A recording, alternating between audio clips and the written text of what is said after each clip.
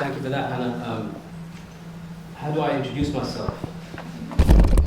I am the outreach director of CAGE, but really I think I'm just a full-time terrorism suspect. And I don't even shy away from such labels anymore. Because, as you know, the most well-known man on the planet, arguably, recently, or a couple of years ago, passed away, was a convicted terror suspect called Nelson Mandela. And he remained in prison for 27 years. Our present Prime Minister was amongst the people who campaigned at the time for him to be executed as a terrorist, as Margaret Thatcher had said that he should be killed. Today you all have heard, of course, of the sad passing of one of my heroes, Muhammad Ali. And there are many people who feel attached to the story of this man. But for me, it was always about resistance, about refusing to bow down, even when the authorities and those in power were pushing him at the highest level. And I just want to quote to you what he said about his refusal to take part in the Vietnam War in 1967 when he was given the draft. He said, "No, I'm not going 10,000 miles from home to murder and burn another poor nation simply to continue the domination of white slave masters of the darker people of the world all over." And think about this, because since that time till now, how many invasions of other people have there been? Can we even count them? Do they count? And that's a pun. To the dead of those people in those countries that are far off, where they speak different languages and look different and seem different. Do they count? Because herein lies the story of Prevent. Prevent can't be seen in a vacuum. It wasn't just passed through in 2015 because of threats of terrorism based on Lee Rigby or elsewhere, the murder of Lee Rigby or other things. This is a series of anti-terror legislations that have been passed, at least in recent times, since 2000. The Schedule 7 of the Terrorism Act 2000, whereby people are detained at ports of entry and exit in this country, and more than not, Muslims have felt the pinch of that, began even before the War on Terror. And it is something that continues to this day. Disproportionately, Muslims are targeted. I know that every time when I was able to travel, I was stopped every single time. Not at the country of destination, but when I returned home to Britain. That was the welcome I constantly received. And then if you look at how in Britain, not Guantanamo, people were detained, Middle Eastern men were detained, over a dozen, here in Britain, without charge or trial, under emergency measures, until it was found that their detention was unconstitutional at the House of Lords, and they were released only to be re-detained under something known as the control order policy, which was effectively house arrest in Britain, not Burma. In 2006, for example, also you had the Glorification of Terrorism Act passed, whereby people in the land of Shakespeare and Wordsworth and Tennyson were convicted for writing poetry. Others were convicted for publishing books, some of which were written in the 12th century AD. Others were convicted for simply downloading material that they were interested about from the internet. All of these three cases were overturned on appeal, but it shows what level, which direction Britain was going in. But it continued. And the Prevent policy, which is part of the Counter-Terrorism Security Act 2015, you must all have known, was introduced under the Blair government, not under Cameron. And Prevent was already regarded as failed before it came into law. Which other policy could they do that about? Which other policy could they do that with? When you've got senior former police officers like Dalgard, who said that Prevent is a toxic brand. He said that in 2013. You had numerous people, civil society groups, who'd come along and said that Prevent is instilling a sense of mistrust within the community. And by the time Prevent became law, it was already discredited, heavily discredited. And when it became law, several people, several high-profile people, came out and spoke out against it, including the former Director of Public Prosecutions. the independent reviewer of terrorism himself had said that he wants to see it completely reviewed.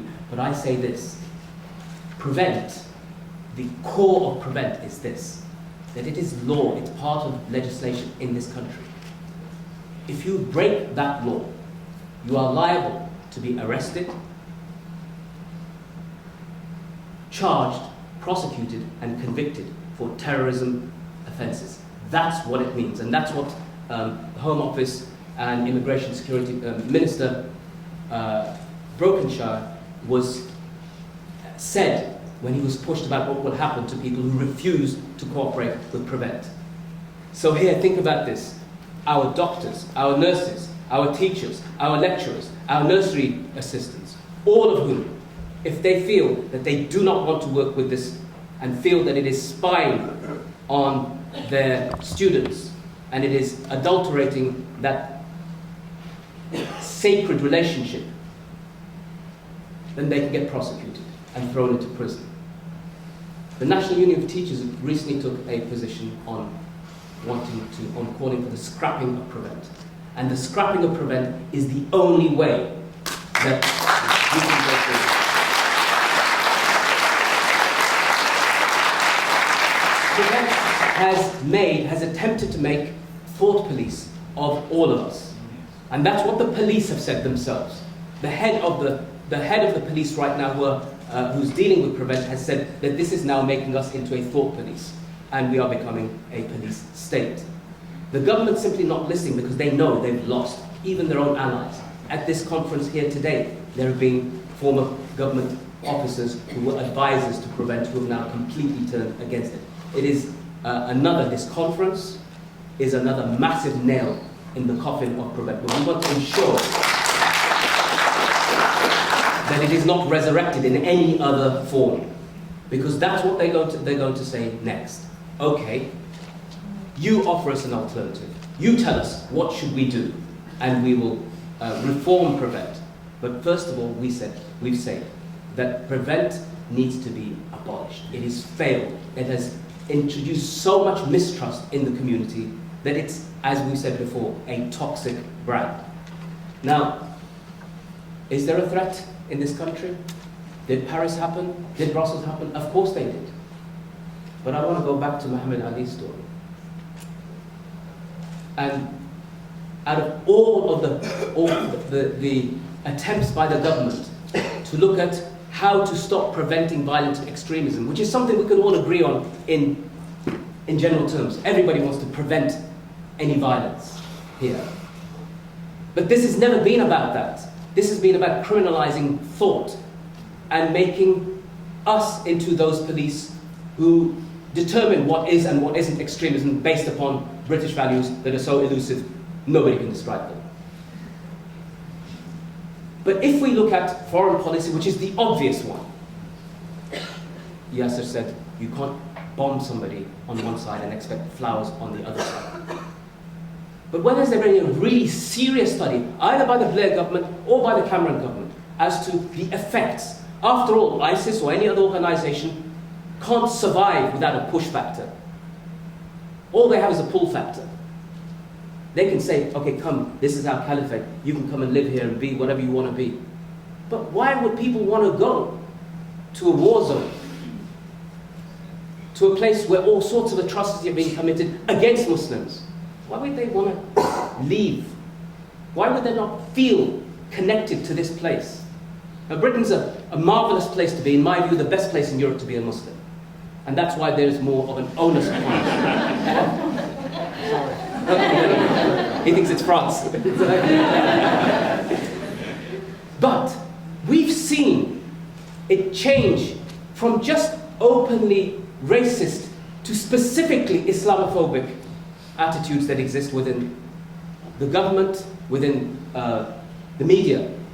Baroness Warsi said just in 2013 that Islamophobia has passed the dinner table test, and she's part of the Conservative Party. That means you can effectively sit around the dinner table, talk about EastEnders, Coronation Street, and Muslims. So, what attempt has there been to look back and say that our invasion of Iraq and Afghanistan was based upon torture and lies and dodgy dossiers Something that our security services said that if we do this, that the threat will rise significantly in this country. And then as a result of that threat, we introduced laws in this country, the likes of which we have never seen. What study has there been as into the effects of almost 15 pieces of anti-terror legislation passed over 15 years? That criminalizes, for goodness sake, poetry in Britain. Most people are not aware of these cases, but it's important that we do become aware of them, because only then can you realize the trajectory that has brought us here to prevent. And people are now up in, I use this term very loosely if there's any Daily Mail people here, people are now up in arms, as am I, pen in hand, against prevent. But we were relatively silent until the point that we got here. So I want to say this, that we have come together, and I see plenty of faces here that I know over a period of time that have become allies and friends and supporters. And that's something they never expected. And you see, in Guantanamo, I know this from my experience of being interrogated by CIA and MI5 and military intelligence and so forth, is that they don't understand that the harder you push, the stronger you become.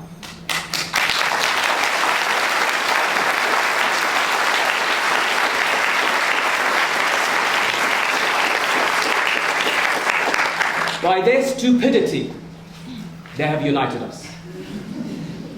And that's something completely unexpected.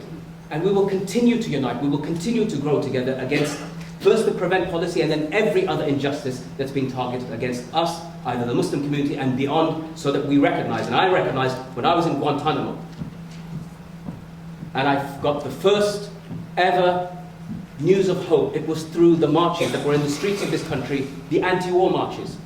Millions of people marching across the streets for a war that I didn't even know had begun. And that's when I got the first ripple effect of that march in my solitary confinement cell in Guantanamo.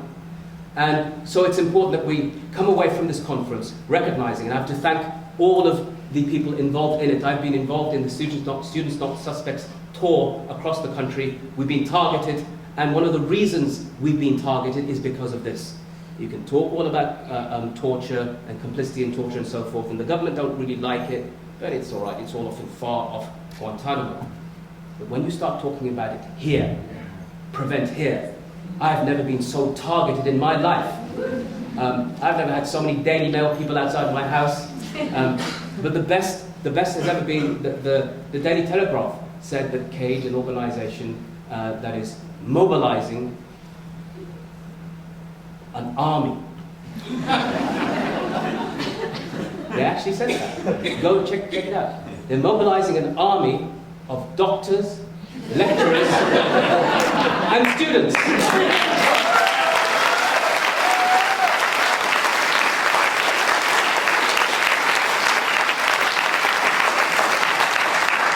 And here it is. So I'd like to announce also that we are launching together a steering committee, a steering group that will be working to, in my view, to hammer in the final death nails into the coffin of prevent. I thank everybody that's been part of this conference. I wasn't here all day, but I've seen very clearly that there have been very astute and very important discussions had. I think everybody must go away from this conference today armed, again, loose term, with the knowledge, understanding and experience of all the people that have been affected. I was deeply moved by Mas Salim and what she had to say about her father. We have to, despite all the laughs and so forth, remember the seriousness of the nature of where we're living in today and how we're living.